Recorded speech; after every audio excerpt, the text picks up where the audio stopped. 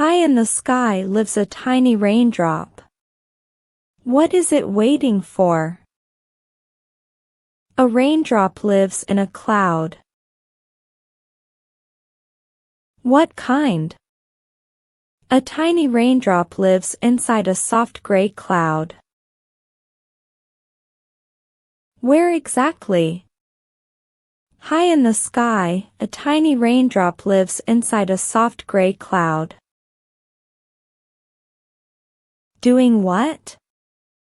High in the sky, a tiny raindrop lives inside a soft gray cloud, waiting quietly. For what?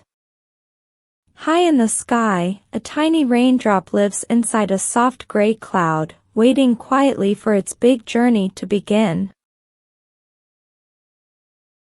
One more time, slowly.